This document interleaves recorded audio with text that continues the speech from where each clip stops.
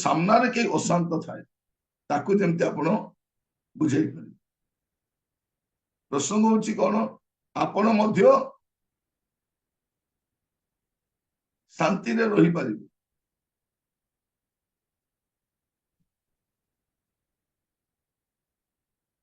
विशेष कर दिन मान देखुछु आम पिला माने पाठ पढ़िला परे आउ शांति घरे रहू नहीं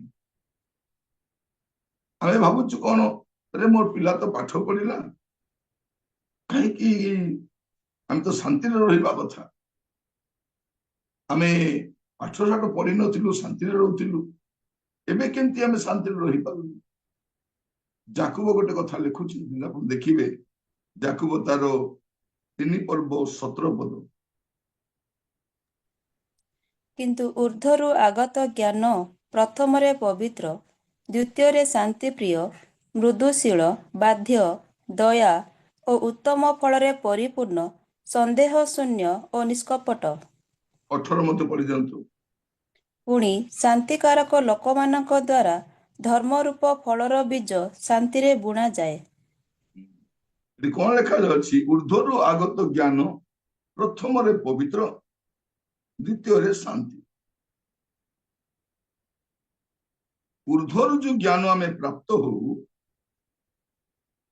से ज्ञान कौन करे प्रथम पवित्र द्वितीय शांति प्रिय तापर मृदुशील बाध्यता दया उत्तम फल परिपूर्ण संदेह शून्य निष्कपट गुड़ाक अच्छी तो ऊर्ध्वर आगत ज्ञान ही कौन करे शांति दिए ऊर्ध्वर ज्ञान प्राप्त हुए से शांति प्रिय लोक मान अशांति प्रिय नुह आम देश अशांति कहीं बढ़ी बढ़ी जाऊँगी आम देश लोक मान ज्ञान ऊर्ध्वस्त ज्ञान नुहे ऊर्ध्वर आगत ज्ञान नुहे तेणु एमाने जोटी जीवे अशांति करें ऊर्ध्वरु आगत ज्ञान जदि आपणकर पुओ झील माने आपण मध्य ऊर्ध्वरु ज्ञान पाइबे आपण शांति रे रहि विशेष कर मु कहबा पई चाहे शांति कौन शांति पार्थिव विषय नहीं एटा ऊर्ध्वस्त विषय ऊपर आसी था प्रभु दे था मनुष्यर परिश्रम उत्पन्न नुहे यहाँ परमेश्वर दान आप देखिए एफिसियो तार 2 पर्व एफिसियो 2 पर्व तार 14 पद कारण से तो आंभ मानक शांति से शत्रुता स्वरूप मध्यवर्ती विच्छेद प्राचीर भग्न करी उभय को एक करियछन्ते कौन लिखा जाउछि अंडरलाइन करि थांतु कारण से तो आंभ मानकर शांति हालेलुया से तो आंभ मानकर शांति यीशु होचंती शांति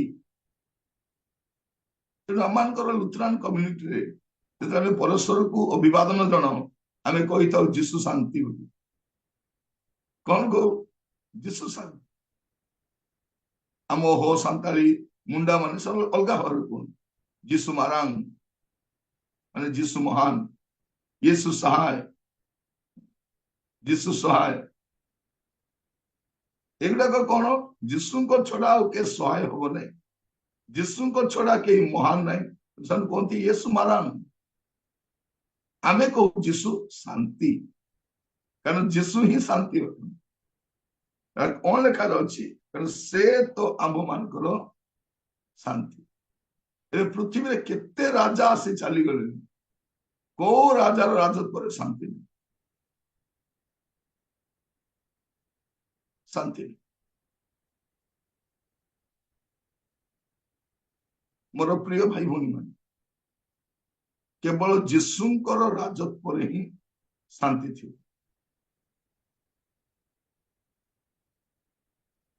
कहिबार प्रासंगिक हेब नहीं तथापि मु कहबा पई चाहे एबे हम देश रे राम राज्य आनिबा पई चाहूची कोन राम राज्य आनिबो जे से राज्य रे सीतांको पई जगह नहीं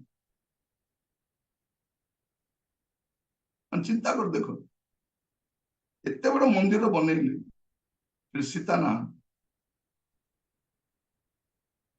ମାନେ କଣ? ଏମାନେ ନାରୀ ବିରୋଧୀ ମାନେ, ମହିଳା ବିରୋଧୀ ମାନେ।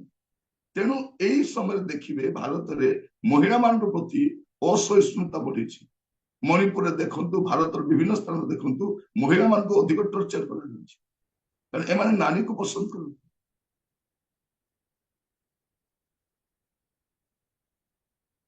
ମାନେ ମୋର ଚିନ୍ତାର ବିଷୟ ମୁଁ କହୁଛି, ମୋର ଚିନ୍ତା ଏଥିପାଇଁ ବଢୁଛି। ସେ ରାଜ୍ୟରେ କଣ ଦ୍ରୌପଦୀଙ୍କର ବସ୍ତ୍ର ହରଣ କରାଯିବ? ସମୟ ଭାରତରେ ଏମିତି ଥିଲା ଯେ ସ୍ୱାମୀ ମରିଗଲେ ସ୍ତ୍ରୀଙ୍କୁ ଜିଅନ୍ତା ଜଳଉଥିଲେ, ଯାହାକୁ ସତୀଦାହ ପ୍ରଥା ବୋଲି କହୁଥିଲେ। ସୁସମାଚାର ଆସିଲା ପରେ ପ୍ରଭୁଙ୍କ ଲୋକମାନଙ୍କ ଦ୍ୱାରା ଏ ସତୀଦାହ ପ୍ରଥାଟା ବନ୍ଦ ହେଇଛି। ଦେବଦାସୀ ପ୍ରଥା ଥିଲା, ମାନେ ଝିଅ ମାନଙ୍କୁ ମନ୍ଦିରରେ ରଖି ଖରାପ କାର୍ଯ୍ୟରେ ବ୍ୟବହାର କରାଯାଉଛି। ଏମିତି ସମୟ ଆମ ଦେଶରେ ଥିଲା। ଏ ସବୁ ବଦଳିଛି କଣ? ସୁସମାଚାର ଆସିଲା। ଅନେକ ଗ୍ରାମରେ ସୁସମାଚାର ପ୍ରଚାରକୁ ବିରୋଧ କାହିଁ କରାଯାଏ? ପାଳକଙ୍କୁ କାହିଁ ବିରୋଧ କରାଯାଏ? ଯଦି ଏମାନେ ଯିବେ ସେ କୁସଂସ୍କାର ଦୂର ହେଇଯିବ। ଲୋକମାନେ ମଦ୍ୟପାନ ନିଶା ସେବନ ବନ୍ଦ କରିଦେବେ, ଚୋରି ଡକାୟତ ବନ୍ଦ କରିଦେବେ, ବ୍ୟଭିଚାର ବନ୍ଦ ହେଇଯିବ। এইটা ସେମାନେ ପସନ୍ଦ କରୁନାହାନ୍ତି। ଗୋଟେ ଗୋଷ୍ଠୀ ସେମାନେ ଚାହୁଁନାହାନ୍ତି ସମାଜ ଭଲ ହଉ, ଲୋକମାନେ ଭଲ ହୁଅନ୍ତୁ। ତେଣୁ ସେମାନେ ସୁସମାଚାରକୁ ବିରୋଧ କରନ୍ତି, ତେଣୁ ସେମାନେ ବାକ୍ୟକୁ ବିରୋଧ କରନ୍ତି, ତେଣୁ ସେମାନେ ମଣ୍ଡଳୀକୁ ବିରୋଧ କରନ୍ତି। ଦେଖନ୍ତୁ ମଣ୍ଡଳୀ ଭିତରେ କେଉଁମାନେ ଆସୁଛନ୍ତି? ତେଣୁ ପୂର୍ବେ ଚୋର ଥିଲେ, ମଦୁଆ ଥିଲେ, ବ୍ୟଭିଚାରୀ ଥିଲେ, ବାପା ମାର ଯତ୍ନ ନେଉନଥିଲେ, ନାନା ପ୍ରକାର ପାପରେ ଲିପ୍ତ ଥିଲେ, ସେମାନେ ପରିବର୍ତ୍ତନ ହେଇକି ମଣ୍ଡଳୀକୁ ଆସୁଛନ୍ତି। ଆଉ ଏମାନେ ସେ ଚାହୁଁନାହାନ୍ତି, ତେଣୁ ମଣ୍ଡଳୀ ଘରକୁ ଭାଙ୍ଗି ଦଉଛି। ଆମେ ତ ଧର୍ମ ପରିବର୍ତ୍ତନ କରୁନାହୁଁ, ଆମେ ତ ଜୀବନ ପରିବର୍ତ୍ତନ ହେବା ପାଇଁ କହୁଛୁ, ଚରିତ୍ର ପରିବର୍ତ୍ତନ ହେବା ପାଇଁ କହୁଛୁ। ଯେ ଯୀଶୁକୁ ଗ୍ରହଣ କରେ ତାର ଜୀବନ ପରିବର୍ତ୍ତନ ହୁଏ, ତାର ଚରିତ୍ର ପରିବର୍ତ୍ତନ ହୁଏ, ତାର ସ୍ୱଭାବ ପରିବର୍ତ୍ତନ ହୁଏ। এইটা ଲୋକମାନେ ପସନ୍ଦ କରୁନାହାନ୍ତି। ଗୋଟେ ମୁଷ୍ଟିମୟ ଗୋଷ୍ଠୀ। ମୁଁ ଏଇଟା ଏଇଥିପାଇଁ ମଝିରେ କହିଲି ଯେ ঊର୍ଧ୍ୱରୁ ଆଗତ ଜ୍ଞାନ ହିଁ ଶାନ୍ତି, ঊର୍ଧ୍ୱରୁ ଆଗତ ଜ୍ଞାନ ହିଁ ଶାନ୍ତି। ଆଉ ମୂଳ କଥା ହଉଛି ସେ ଆମମାନଙ୍କର ଶାନ୍ତି ଅଟେ। ମୁଁ ଆପଣଙ୍କୁ କହିବା ପାଇଁ ଚାହେଁ, ଆପଣ ମଧ୍ୟ କିପରି ଶାନ୍ତି ପାଇପାରିବେ, 7 ଗୋଟି ଛୋଟ ଛୋଟ ବିଷୟ କହିବା ପାଇଁ ଚାହେଁ। ପ୍ରଥମ ବିଷୟ ଯଦି ଆମେ ଦେଖିବା, ରୋମିଓ ତାର 5 ପର୍ବ 1 ପଦ, ରୋମିଓ 5 ପର୍ବ ତାର ପ୍ରଥମ ପଦ। ଅତଏବ ବିଶ୍ୱାସ ଦ୍ୱାରା ଧାର୍ମିକ ଗଣିତ ହେବାରୁ ଆମ୍ଭେମାନେ ଆମ୍ଭମାନଙ୍କ ପ୍ରଭୁ ଯୀଶୁ ଖ୍ରୀଷ୍ଟଙ୍କ ଦ୍ୱାରା ଈଶ୍ୱରଙ୍କ ସହିତ ଶାନ୍ତିରେ ଅଛୁ। କଣ ଲେଖା ଅଛି? ବିଶ୍ୱାସ ଦ୍ୱାରା ଧାର୍ମିକ ଗଣିତ ହେବାରୁ ଆମ୍ଭେମାନେ ଆମ୍ଭମାନଙ୍କ ପ୍ରଭୁ ଯୀଶୁ ଖ୍ରୀଷ୍ଟଙ୍କ ଦ୍ୱାରା, କାହା ଦ୍ୱାରା? ପ୍ରଭୁ ଯୀଶୁ ଖ୍ରୀଷ୍ଟଙ୍କ ଦ୍ୱାରା ଈଶ୍ୱରଙ୍କ ସହିତ ଶାନ୍ତିରେ ଅଛୁ। ଆପଣ କେମିତି ଶାନ୍ତି ପାଇପାରିବେ? ପ୍ରଭୁ ଯୀଶୁ ଖ୍ରୀଷ୍ଟଙ୍କ ଦ୍ୱାରା, ଥ୍ରୁ ଖ୍ରାଇଷ୍ଟ। ଆପଣ ପ୍ରଭୁ ଯୀଶୁ ଖ୍ରୀଷ୍ଟଙ୍କ ଦ୍ୱାରା ହିଁ ଶାନ୍ତି ପାଇପାରିବେ। ଆପଣ ଯଦି ଶାନ୍ତି ଚାହୁଁଛନ୍ତି କେମିତି ପାଇପାରିବେ? ପ୍ରଭୁ ଯୀଶୁ ଖ୍ରୀଷ୍ଟଙ୍କ ଦ୍ୱାରା। ଏଇଟା ଆପଣ ମନେ ରଖିବେ। ଆମ ଘରେ ଶାନ୍ତି ନାହିଁ ମାନେ କଣ? ଆମେ ନିଜେ ଚେଷ୍ଟା କରୁଛୁ। ପୁଣି କହି ରଖେ, ଶାନ୍ତି ଆମମାନଙ୍କ ପରିଶ୍ରମରୁ ଉତ୍ପନ୍ନ ନୁହେଁ। ଶାନ୍ତି ମଦର ବାହାରେ ନାହିଁ। ଆମେ କଣ ଭାବୁଛୁ? ଘରଟିଏ ବନେଇଦେଲେ ଶାନ୍ତି, ଶାନ୍ତି ଆସୁନି। ପୁଅ ଝିଅର ବାହାଘର କରିଦେଲେ ଶାନ୍ତି ହଉନାହିଁ, ଗାଡି କିଣିଦେଲେ ଶାନ୍ତି ହଉନାହିଁ, ଏସି କିଣିଦେଲେ ଶାନ୍ତି ହଉନାହିଁ, ସୁନା କିଣିଦେଲେ ଶାନ୍ତି ହଉନାହିଁ। କାରଣ এইଗୁଡାକ ଶାନ୍ତିର ରିଲେଟେଡ ବିଷୟ ନୁହେଁ। ଆପଣଙ୍କୁ କୌଣସି ବସ୍ତୁ ଶାନ୍ତି ଦେଇପାରିବନି, କେବଳ ପ୍ରଭୁ ହିଁ ଶାନ୍ତି ଦେଇପାରନ୍ତି। ଲେଖାଯାଉଛି ପ୍ରଭୁ ଯୀଶୁ ଖ୍ରୀଷ୍ଟଙ୍କ ଦ୍ୱାରା ଶାନ୍ତି। ଏଇଟା ମନେ ରଖିଥିବା। ଯଦି ଆପଣଙ୍କର ଜୀବନରେ ପ୍ରଭୁ ଯୀଶୁ ଖ୍ରୀଷ୍ଟଙ୍କର ଆପଣ ଖ୍ରୀଷ୍ଟ କୈନ୍ଦ୍ରିକ ଜୀବନ କାଟୁଛନ୍ତି, ତେବେ ଆପଣ ଶାନ୍ତିରେ ରହିପାରିବେ। ନହେଲେ ତ ଭଉଣୀ ମାନେ ଆପଣ ଗୋଟେ 30,000 ଟଙ୍କାର ପାଟ ଶାଢୀ ପିନ୍ଧେ ତ ଶାନ୍ତିରେ ରହିଥାନ୍ତେ। ଗୋଟେ ଦାମିକା ଗାଡିରେ ଚଢି ବୁଲିଲେ ତ ଶାନ୍ତିରେ ରହିଥାନ୍ତେ। ଅନେକକୁ ଦେଖିବେ ବଡ ବଡ ରେଷ୍ଟୁରାଣ୍ଟରେ ଯିବେ, ପେଟେ ଖାଇବେ, ବାହାରିଲା ବେଳକୁ ଝଗଡା ହେଇକି ବାହାରୁଛି। আমার অনুভূতি ଅଛି ନା, ମୁଁ ଦେଖିଛି ଅନେକ ବଡ ବଡ ହୋଟେଲରେ ଯାଆନ୍ତି, ଖାଆନ୍ତି, ବାହାରିଲା ବେଳକୁ ଝଗଡା ହେଇକି ଆସନ୍ତି। ଖାଦ୍ୟ ଶାନ୍ତି ଦିଏ ନାହିଁ। ଆମର ପ୍ରତ୍ୟେକ ଅନୁଭୂତି ଅଛି। ଆମେ ଖାଲି କହୁଛୁ ପ୍ରଭୁ ମୁଁ କାହିଁକି ଶାନ୍ତିରେ ରହୁନି, ପ୍ରଭୁ ମୁଁ ଶାନ୍ତିରେ ରହିବା ପାଇଁ ଚାହେଁ। ତେଣୁ ଆଜି ଏ ପ୍ରସଙ୍ଗରେ କହିବା ପାଇଁ ଚାହେଁ ଯେ ଆପଣ ମଧ୍ୟ ଶାନ୍ତିରେ ରହିପାରିବେ। ପ୍ରଥମ ବିଷୟ କଣ? ଖ୍ରୀଷ୍ଟଙ୍କ ଦ୍ଵାରା ଶାନ୍ତି। ଆଉ ଦ୍ୱିତୀୟ ବିଷୟ ଆପଣ ଦେଖିବେ ରୋମିଓ ତାର 15 ପର୍ବ 13 ପଦ।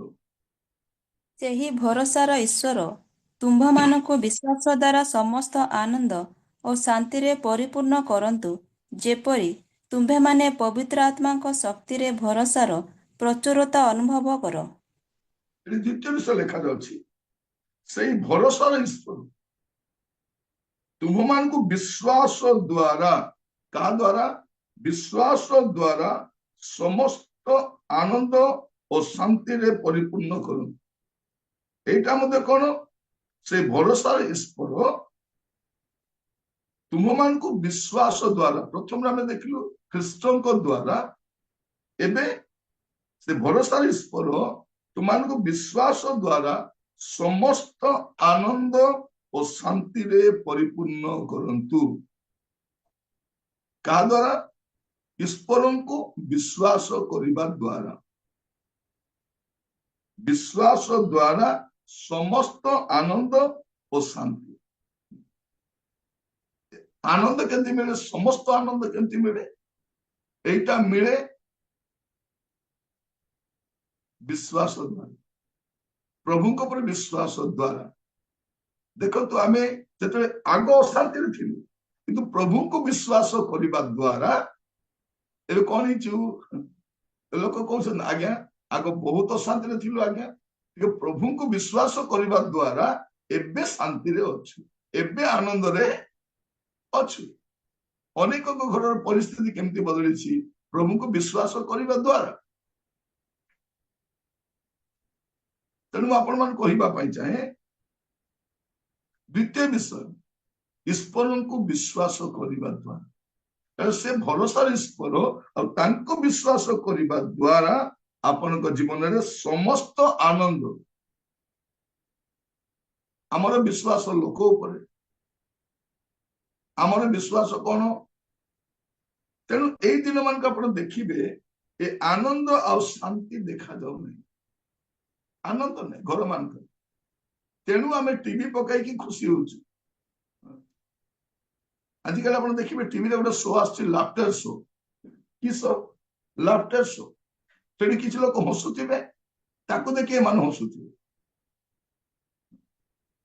ଖାଲି ହସୁଛନ୍ତି, ହା ହା ହା ହା ହା ହା।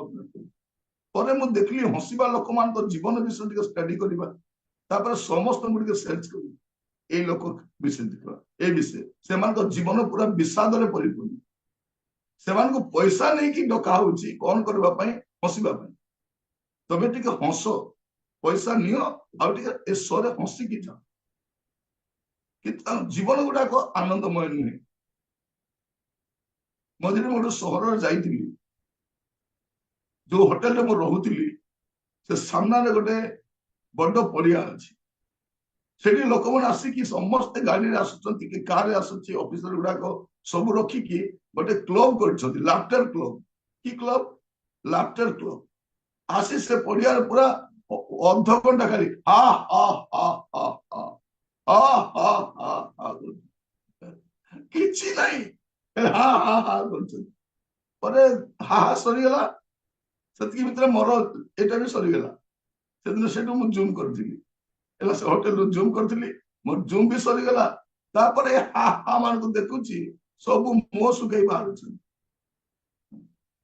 सब बुढ़ा माने सब मुह सुखाई गाड़ी स्टार्ट करके धीरे धीरे जाउछन कारण घरे तो हसी पारु नांती पड़िया आसी हा हा हा हा कले हा हा जिवो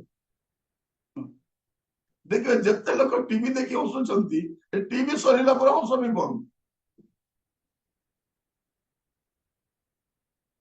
टीवी केतरा शो गुड़ाक जानी से शो गुड़ाक खाली लोक हा हा हा हा हसुन एमती हसबे जे गोड़ा तड़ा बेले हसी पकाउथिबे देखि आम भी हसीदेबू जा हो सीरियल टे देखला हस लगला तापर नहीं किंतु जो मैंने प्रभु को विश्वास कले से जीवन में आनंद आसी शांति आसी अनेक अशांत परिवार अनेक अशांत एरिया को देखी एवं शांति अच्छी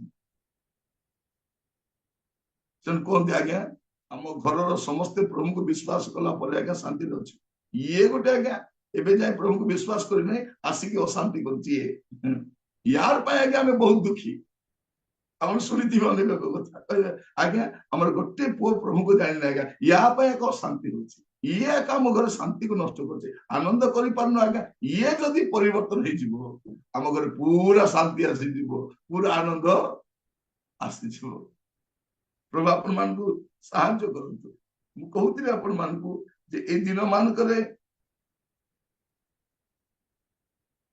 आनंद आउ देखा जाऊ नहीं लोक भी लिखुंट तार 18 पर्व 8 पदरे लोक 18:8 ମୁଁ ତୁମ୍ଭମାନଙ୍କୁ କହୁଅଛି ସେ ଶୀଘ୍ର ସେମାନଙ୍କ ପ୍ରତି କୃତ ଅନ୍ୟାୟର ପ୍ରତିକାର କରିବେ ତଥାପି ମନୁଷ୍ୟପୁତ୍ର ଆସି ପୃଥିବୀରେ କ'ଣ ବିଶ୍ୱାସ ଦେଖିବେ मनुष्य पुत्र आसी कौन विश्वास देखिए माने कौन धीरे धीरे ईश्वर प्रति आमर विश्वास कमी कमी जाउछि आमर विश्वास डॉक्टर उपरे आमर विश्वास चाकरी उपरे आमर विश्वास धन उपरे आमर विश्वास स्वामी उपरे आमर विश्वास आउ का प्रभु को दास मान को उपरे आज्ञा मु आपन को बहुत विश्वास करछि आज्ञा आमे प्रभु को लोक माने आम उपर विश्वास कर बोले शिखाइब ना प्रभु को ऊपर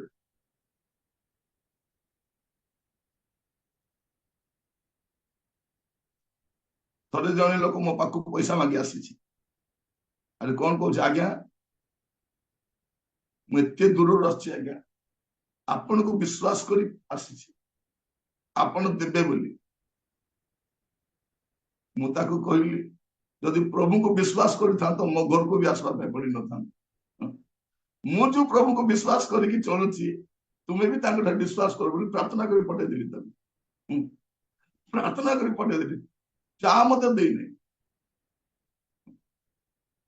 जाओ तुम प्रभु को विश्वास करो मनुष्य पर विश्वास करो से लोक को अच्छी पैसा से लोक चाकरी करुच्ची मासक 70,000 टका दरमा पाउची से लोक मत धार मांगवा आपण को विश्वास कर आज्ञा बाकी लोक देवे ना आज्ञा आपण देवे बोल मु पुणी देवी कहबार उद्देश्य मुझे मान कहवाई चाहे आम प्रभु ऊपर विश्वास कर आम परस्पर को साहाय्य कर कि मंद विषय नुहे किंतु आमर विश्वास प्रभु हेबा दरकार आमर विश्वास प्रभु हेबा दरकार आपण प्रभु ठार विश्वास स्थापन करंतु आनंद पाइबे प्रभु ठार विश्वास करंतु शांति पाइबे एटा मु आपन कहबा पई चाहे आउ आपण मते केंति शांति रही पारबे तृतीय विषय कलस्य तार 1 पर्व 20 पद कलस्य तार प्रथम अध्याय तार 20 पद पुणी ताहांको क्रूसर रक्तरे से शांति स्थापन करी ताहांको द्वारा आपणा सहित समस्तଙ୍କର मिलन करती हाँ ताहांको द्वारा पृथ्वी बा स्वर्गरे स्थित समस्त विषयर मिलन करती तृतीय विषय कौन लिखा जाउछि ताहांको क्रूसर रक्तरे से शांति स्थापन करि अछन शांति केंति ख्रीष्टों को रक्त द्वारा शांति ଖ୍ରୀଷ୍ଟଙ୍କ ରକ୍ତ ଦ୍ୱାରା ଶାନ୍ତି। ଆପଣ କେମିତି ଶାନ୍ତି ପାଇପାରିବେ? ତୃତୀୟ ବିଷୟ, ଖ୍ରୀଷ୍ଟଙ୍କ ରକ୍ତ ଦ୍ୱାରା ଆପଣ ଶାନ୍ତି ପାଇପାରିବେ। ରକ୍ତ, ଯୀଶୁଙ୍କ ରକ୍ତ ହିଁ ଶାନ୍ତି ସ୍ଥାପନ କରିଛି। ଆମ ପ୍ରତି ଈଶ୍ୱର ଅଶାନ୍ତି ଥିଲେ, ଆମ ପ୍ରତି ଈଶ୍ୱର କ୍ରୋଧିତ ଥିଲେ, ଆମେ ଦଣ୍ଡ ଯୋଗ୍ୟ ଥିଲୁ, କିନ୍ତୁ ପ୍ରଭୁ ଯୀଶୁ କଣ କଲେ? ପ୍ରଭୁ ଯୀଶୁ ଖ୍ରୀଷ୍ଟ ତାଙ୍କ ରକ୍ତ ଦ୍ୱାରା ସେ ଶାନ୍ତି ସ୍ଥାପନ କରିଛନ୍ତି। ରକ୍ତ, ତ ଆପଣ ଯେତେ ଯେତେ ସେ ରକ୍ତ ଉପରେ ନିର୍ଭର କରିବେ ଶାନ୍ତିରେ ରହିବେ, ସେ କୃଷିୟ ରକ୍ତ ଦ୍ୱାରା।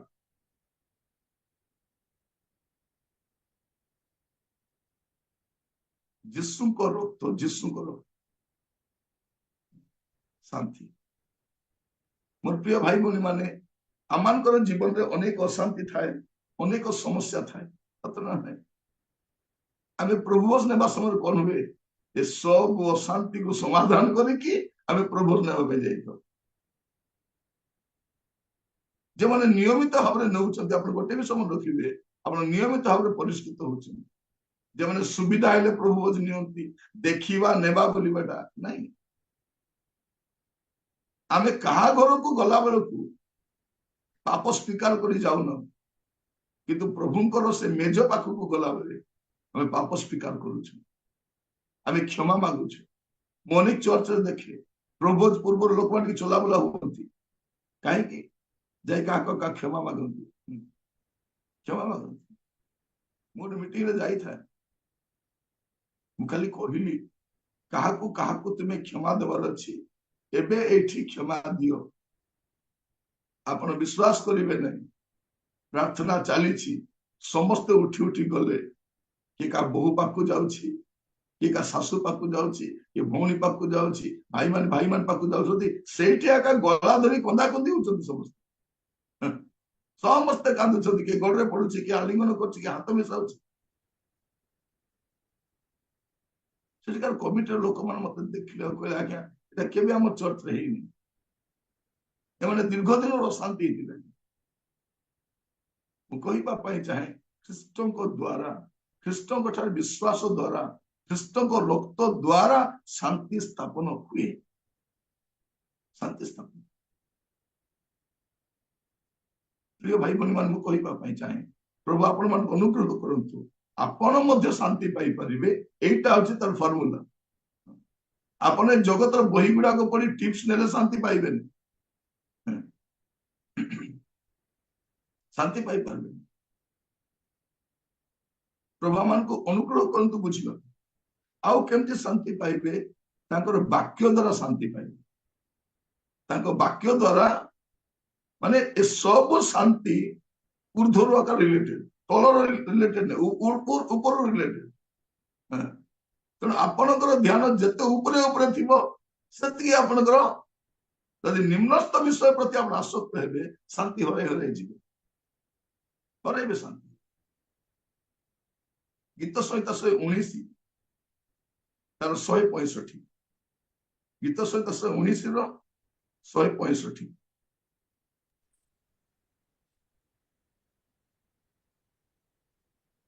ତୁମ୍ଭ ବ୍ୟବସ୍ଥା ସ୍ନେହକାରୀ ମାନେ ମହାଶାନ୍ତି ପ୍ରାପ୍ତ ହୁଅନ୍ତି, ପୁଣି ସେମାନଙ୍କର ଝୁଣ୍ଟିବାର କୌଣସି କାରଣ ଘଟେ ନାହିଁ। ଏଠି କଣ ଲେଖାଯାଉଛି? ତୁମ ବ୍ୟବସ୍ଥା ସ୍ନେହକାରୀ ମାନେ ମହାଶାନ୍ତି ପ୍ରାପ୍ତ ହୁଅନ୍ତି।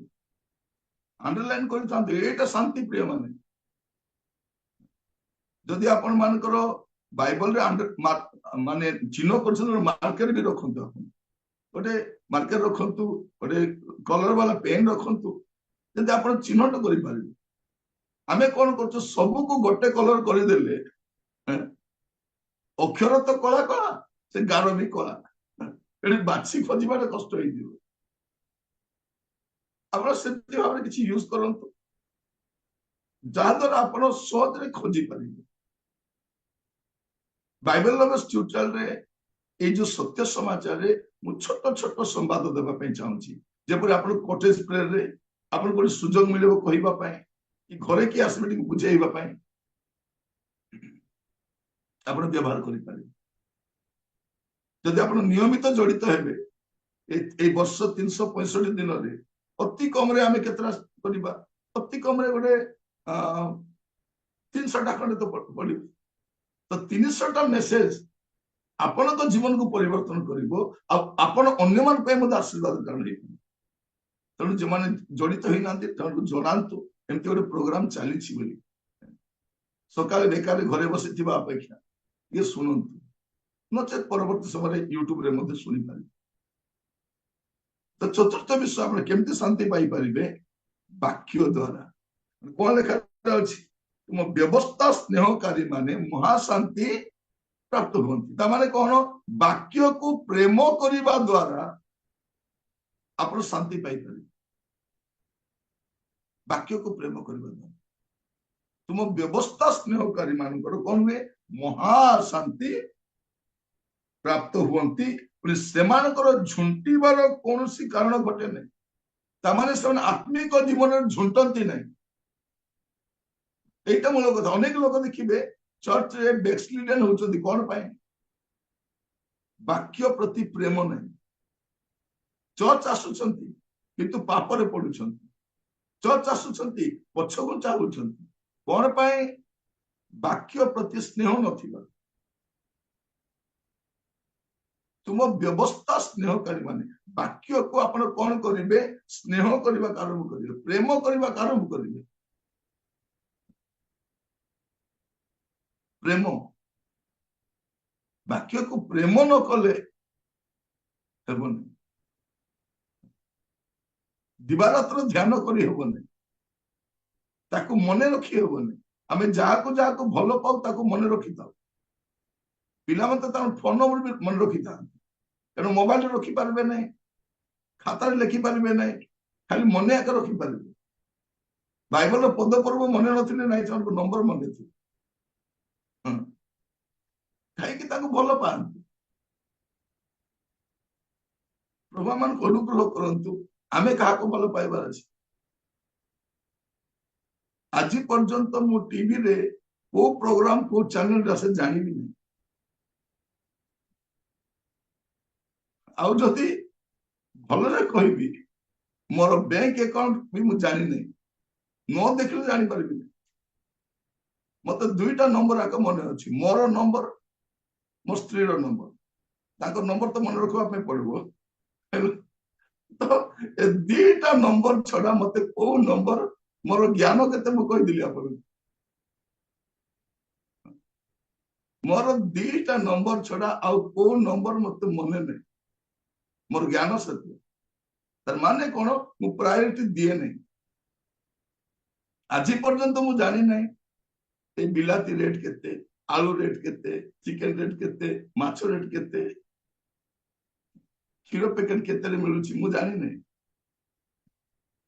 ମୁଁ ସେ ଆଡକୁ ମୁଣ୍ଡ ବି ପୁରାଇ ନାହିଁ। ଯାଏ ମାର୍କେଟରେ କିଣିକି ନେଇ ଆସେ, ଯାହା ଦରକାର ଅଳ୍ପ ଅଳ୍ପ ନେଇ ଆସେ, କାମ ସରେ। କିନ୍ତୁ ଯୋଉଟା ଦରକାର ସେଇଟା ମୁଁ ମନେ ରଖେ। ଏଗୁଡାକ ବି ଦରକାର।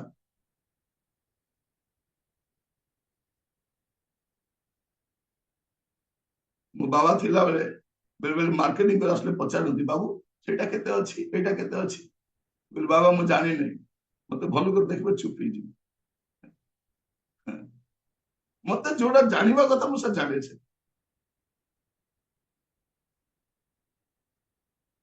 ମୋର ପ୍ରିୟ ମାନେ ମୁଁ କହିବା ପାଇଁ ଚାहे, ବାକ୍ୟକୁ ପ୍ରେମ କରନ୍ତୁ, ବାକ୍ୟକୁ ଆଦର କରନ୍ତୁ, ଆପଣ ବାଧ୍ୟରେ ଶାନ୍ତିରେ ଥିବେ। ଦେଖନ୍ତୁ ଆପଣ ଯେତେ ଅଶାନ୍ତି ଥିବେ ନା ନାହିଁ, ବସିକି ଯଦି ବାଇବଲ ସ୍ଥିର ଭାବରେ ପଢିବେ, ସେ ଅଶାନ୍ତି ଧୀରେ ଧୀରେ ପଳେଇବ। ବାବା କି ଅଶାନ୍ତି ଲାଗୁଥିଲା, ବାଇବଲ ଟିକେ ପଢିଲା ପରେ ମତେ ଟିକେ ଶାନ୍ତି ଲାଗେ। ଆମର ଟିଭି ବାହିନୀ ମାନେ କଣ ବୋଲି କହୁଛନ୍ତି, ମତେ ଟିକେ ଶାନ୍ତିରେ ଟିଭି ଦେଖିବା ପାଇଁ ଦିଅ। କଣ ଦେଖିବା ପାଇଁ ଦିଏ?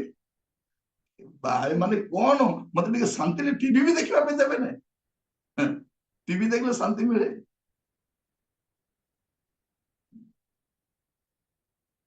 ମୋର ପ୍ରିୟ ମାନେ ଲୋକ ଜାଣି ନାହାନ୍ତି, ଆପଣ ମଧ୍ୟ ଶାନ୍ତି ପାଇପାରିବେ। ସମସ୍ତଙ୍କୁ ଟିକେ ଏଇ ବର୍ଷ ବାଇବଲ ଟିକେ ଅଧିକ ପଢନ୍ତୁ, ସମୟ କାଢିକି ଫ୍ରେଶ ସାବାରେ ଆପଣ ବାଇବଲ ଟିକେ ପଢନ୍ତୁ, ଧୀରେ ଧୀରେ ତନ୍ନ ତନ୍ନ କରି ପଢନ୍ତୁ, ଧୀରେ ଧୀରେ ଅଶାନ୍ତି ପଳେଇବ।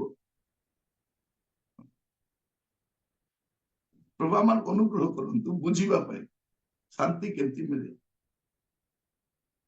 शांति केमती मिले जिसाय तर 32 रो 17 जिसाय तर 32 17 ପୁଣି ଧାର୍ମିକତାର କାର୍ଯ୍ୟ ଶାନ୍ତିମୟ ହେବ, ଆଉ ଧାର୍ମିକତାର ଫଳ ନିତ୍ୟ ସୁସ୍ଥିରତା ଓ ନିର୍ଭୟତା ହେବ। तापरे 18 पद मध्य ପୁଣି ମୋହର ଲୋକମାନେ ଶାନ୍ତିମୟ ବସତି ସ୍ଥାନରେ, ଦୃଢ଼ ଆବାସରେ ଓ ସୁସ୍ଥିର ବିଶ୍ରାମ ସ୍ଥାନରେ ବାସ କରିବେ। Praise the Lord. एट कौन लेखा जाउछ देखंतु पुनी धार्मिकतार कार्य शांतिमय हेबो माने कौन धार्मिकता द्वारा शांति आसे धार्मिकता द्वारा शांति आपण जतले पाप को छाड़ी छाड़ी जिबे आपण शांति पाइबे पाप को घृणा करिबे पाप को छाड़ीबे आपण शांति पाइबे देखो आग आम जीवन एते गुप्त पाप थिला पूरा मेंचे मेंचे भर्ती की थिला जेतले से गुडा हम स्वीकार कलु पाप स्वीकार कला पर केमती लागे शांति लागे लागे ना नहीं लागे कौन लिखा जाउछि जे धार्मिकतार कार्य शांतिमय हेबो आ धार्मिकतार फल नित्य सुस्थिरता धार्मिकतार फल कौन सुस्थिरता और निर्भयता हेबो धार्मिकतार फल कौन नित्य सुस्थिरता सुस्थिर हेबे आ निर्भयता हेबो ता तळे लिखा जाछि पुनी मोहर लोक माने को लोक माने धार्मिक लोक माने शांतिमय बसती को बसती जोठी बास करिवे जो घरे शांतिमय बसती स्थान रे दृढ़ आवास रे दृढ़ आवास माने कौन ता घर सेक हो नथिबो अशांति रे टळमळ हो नथिबो शांतिमय बसती रे आउ दृढ़ आवास रे आ सुस्थिर विश्राम स्थान रे बास करिवे किते सुंदर कथा आपण घर को जदि एमती बनैबा पई चाहछन न देखो तो लोक माने एते टंका पैसा खर्च कर घर बनाउछथि करछथि ना नै करछथि मार्बल पकाउछथि चून दउछथि कलर करूछथि एटा करछ पूरा घर डिजिटल भलिया बनै दउछथि बनाइला परे कोन बोली कहउछथि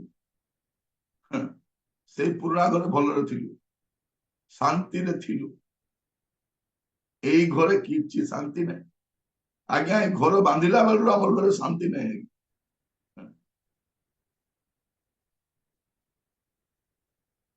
घर दामिका घर बनैला परे से घरे बसी की गीत गाउछु सते की ए संसारे रहिबु सदा दिन बापा मोर एटा कोन एटा बांधिबा पूर्व गाइतिले दादा तमे एटा बांधिबा पूर्व गाइतिले से घर बांधि थांता त सब पैसा कोन कर न थांता ए घरे लगाई न थांता टिके अलगा काम पर रखिला एबे आवश्यक हेले कोन ओडे मार्बल को काढिने बंधा कर खाइबे ना बाथरूम रो दुटा टेप को काढिने बिकिबे जदि सेटा आपनकर थांता मझे गोटे घर काम चली था मु जने भाई को कहली भाई टिके भलो टेप गुडा लगाई देबो तांकर बाथरूम रे से नाही भाई दरकार नै एगुडा बढ़िया अछि दाम भी कम एटा भलो मु कहली बढ़िया कथा पैसा भी कम हो पैसा दीटा थिले अन्य काम रे आसी हमर बोका माने देखिबे बाहागर केंती पैसा खर्च करिवे 8-10 लाख खर्च कर मुंड जाक ऋण हेतिबे लोक माने खाई के सकाल बाथरूम पड़ी सेमान को खुआइबा पई ये पूरा 18-20 प्रकार आइटम करिछि डिसेंबर मासरे मध्ये कोन कोल्ड ड्रिंक्स थाउछि डिसेंबर मासरे मध्ये कोन आइसक्रीम थाउछि ना नै थाउछि लोक कोन खाइबी मेडिकल जीबी ठंडा धरा हेबी हैरान हेबी पछे खाइबी मागना रे मिलुछि आम लोक मान तो मागना रे मिले विष भी खाइदेबे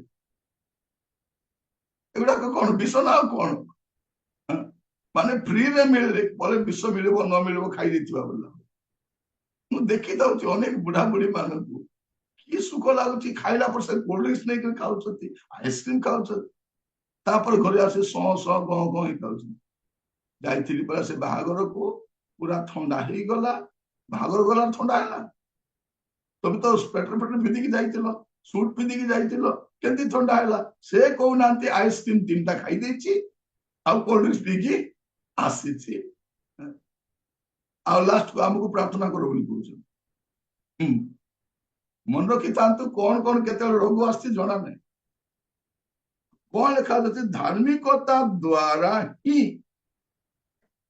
ଶାନ୍ତି ମାନେ ଆପଣଙ୍କ ଜୀବନରୁ ପାପକୁ ଛାଡି ଛାଡି ଯିବେ ଆପଣ ଶାନ୍ତି ପାଇ ପାଇ ଯିବେ ଆପଣ ଦେଖିବେ ଗୁପ୍ତ ପାପ ଯଦି ରହିଥିବ ଆପଣ କେବେ ବି ଶାନ୍ତିରେ ନଥିବେ ଥିବେ କି ଥିବେ ନାହିଁ ଦାଉଦଙ୍କ ଜୀବନରେ ଶାନ୍ତି ନାହିଁ ଶୋଉଛନ୍ତି ଖାଉଛନ୍ତି ଉଠୁଛନ୍ତି କିନ୍ତୁ ପାପ ସକାଳେ ଶାନ୍ତି ନାହିଁ ପାପ କଣ କରେ ଶାନ୍ତିକୁ ହରଣ କରେ ଶାନ୍ତିକୁ କଣ ହରଣ ପାପ ହରଣ କରେ କଣ ଲେଖା ଅଛି ଯେ ଧାର୍ମିକତାର କାର୍ଯ୍ୟ ଶାନ୍ତିମୟ ହବ ଅଧାର୍ମିକତାର କାର୍ଯ୍ୟ କଣ ହବ ଅଶାନ୍ତିମୟ ହବ ତେଣୁ ଆପଣ ସାବଧାନ ହେବେ ଯେ ଏଇଗୁଡାକ ଆପଣଙ୍କୁ ବହୁତ ଜରୁରୀ ଅଟେ ଆଉ ଆପଣ କେମିତି ଶାନ୍ତିରେ ରହିପାରିବେ ଲୁକ ତାର 2 ପର୍ବ 14 ପଦ ଲୁକ 2 ପର୍ବ ତାର 14 ପଦ ଊର୍ଦ୍ଧ୍ୱଲୋକରେ ଈଶ୍ୱରଙ୍କ ମହିମା ପୁଣି ପୃଥିବୀରେ ତାହାଙ୍କ ସନ୍ତୋଷ ପାତ୍ର ମନୁଷ୍ୟମାନଙ୍କ ମଧ୍ୟରେ ଶାନ୍ତି କାଠାରେ ଶାନ୍ତି ଈଶ୍ୱରଙ୍କ ଠାରେ ନିର୍ଭର ରଖିବା ଲୋକମାନେ କାଠାରେ ଶାନ୍ତି ଯେ ପ୍ରଭୁଙ୍କୁ ସନ୍ତୁଷ୍ଟ କରିବା ଲୋକମାନଙ୍କ ଶାନ୍ତି ପାଇବେ କେଉଁମାନେ ଶାନ୍ତି ପ୍ରଭୁଙ୍କୁ ସନ୍ତୁଷ୍ଟ କରିବା ଲୋକମାନେ ଶାନ୍ତି ମାନେ ଯେଉଁମାନଙ୍କ ଠାରେ ଈଶ୍ୱର ସନ୍ତୁଷ୍ଟ ସେମାନେ ଶାନ୍ତିରେ ଥିବେ ଆଗାମୀ ସମୟରେ ଦେଖିବେ ଆହୁରି ଅଶାନ୍ତି ବଢି ବଢି ଯିବ ଆହୁରି ଅଶାନ୍ତି ବଢି ବଢି ଯିବ କଣ ଲେଖାଯାଉଛି ଊର୍ଦ୍ଧ୍ୱଲୋକରେ ଈଶ୍ୱରଙ୍କ ମହିମା ପୁଣି ପୃଥିବୀରେ ତାହାଙ୍କ ସନ୍ତୋଷ ପାତ୍ର କାହାର ସନ୍ତୋଷ ପାତ୍ର ତାହାଙ୍କ ସନ୍ତୋଷ ପାତ୍ର ମନୁଷ୍ୟମାନଙ୍କ ମଧ୍ୟରେ ଶାନ୍ତି ଯଦି ଆପଣ ଈଶ୍ୱରଙ୍କର ସନ୍ତୋଷ ପାତ୍ର ଜୀବନ କାଟିବେ ତେବେ ଶାନ୍ତିରେ ରହିବେ ଯଦି ଈଶ୍ୱରଙ୍କୁ ଅସନ୍ତୁଷ୍ଟ କରିବେ ଶାନ୍ତିରେ ରହିପାରିବେନି ଆପଣଙ୍କ ଅସନ୍ତୁଷ୍ଟତା ବଢି ବଢି ଯିବ ଅଶାନ୍ତି ବଢି ବଢି ଯିବ ତେଣୁ ଆମେ କଣ କରିବା ଦରକାର ଈଶ୍ୱରଙ୍କର ସନ୍ତୋଷଜନକ କାର୍ଯ୍ୟ କରି ଚାଲିଲେ ଶାନ୍ତି ବି ବଢି ଚାଲିବ ଯଦି ଈଶ୍ୱରଙ୍କୁ ଅସନ୍ତୁଷ୍ଟ କଲା ଭଳିଆ କାର୍ଯ୍ୟ ଆମେ କରୁଥିବା ମୋର ଭାଇ ଭଉଣୀ ମାନେ ଶାନ୍ତିରେ ରହିପାରିବାନି ଜଣେ ଲୋକ ଶାନ୍ତିରେ ଥିବ ଆଉ ଜଣେ ଲୋକଙ୍କ ଦ୍ୱାରା ଅଶାନ୍ତି ହେଉଥିବ ତେଣୁ ଆପଣଙ୍କୁ ମୁଁ କହିବା ପାଇଁ ଚାହେଁ ଆପଣ ବି ଶାନ୍ତିରେ ରହିପାରିବେ ଯଦି ଆପଣ ଈଶ୍ୱରଙ୍କ ସନ୍ତୋଷଜନକ କାର୍ଯ୍ୟ କରିଛନ୍ତି ଆଉ ଶେଷ ବିଷୟ କହିବା ପାଇଁ ଚାହେଁ ଆଜିର ପ୍ରସଙ୍ଗ ସାରିବା ପୂର୍ବରୁ ଯେସାଇ ତାର 26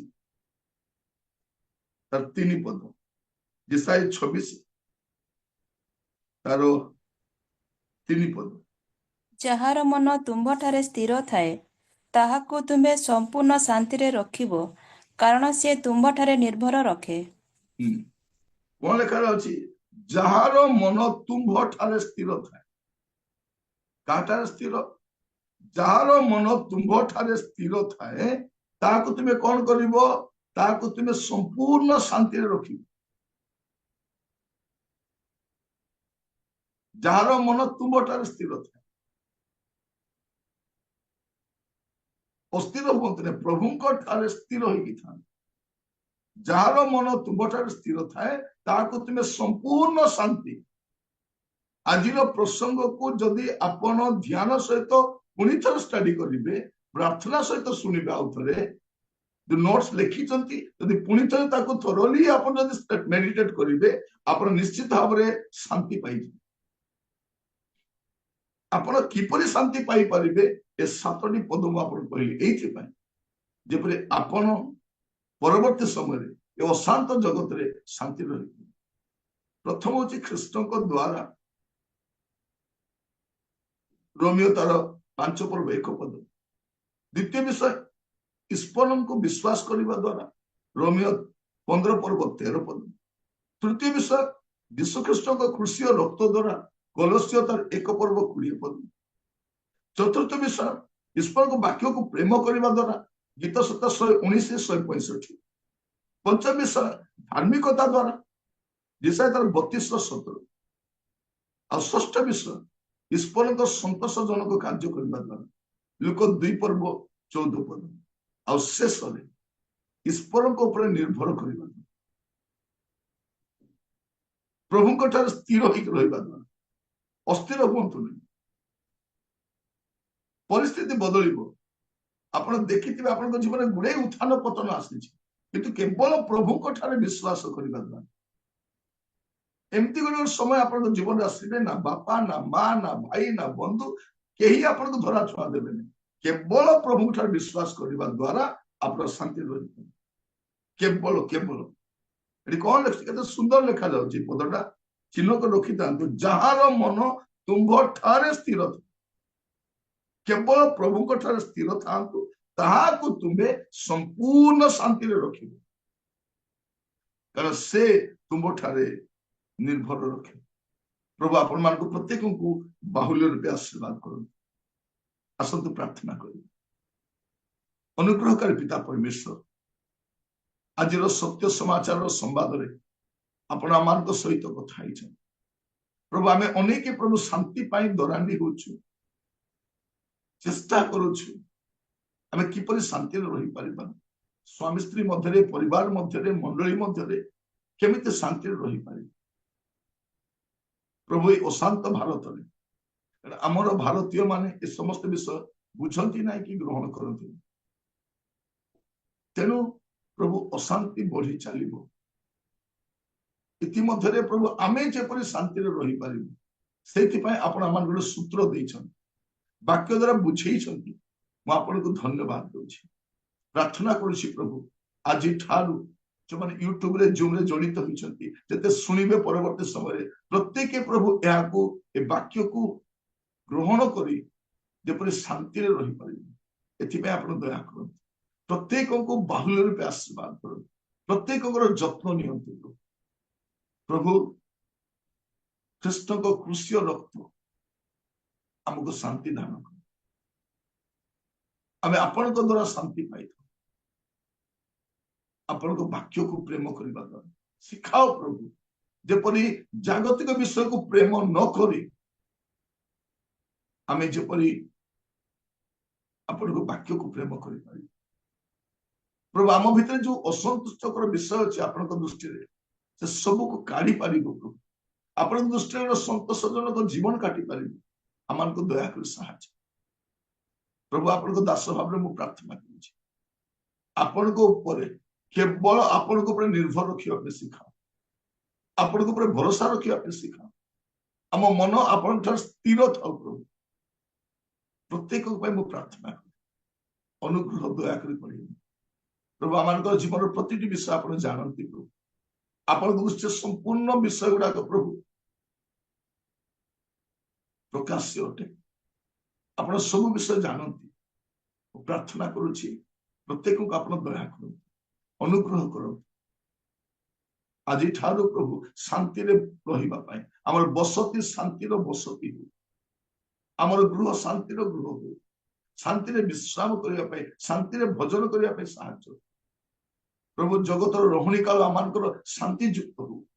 ପ୍ରାର୍ଥନା ଶୁଣିଥିବାରୁ ଆପଣଙ୍କୁ ଅଶେଷ ଧନ୍ୟବାଦ ଦେଇ ପ୍ରାର୍ଥନାଟି ମୋର ପ୍ରାଣର ପ୍ରିୟ ଯୀଶୁଙ୍କ ନାମରେ ମାଗିଲି, ଆମେନ୍।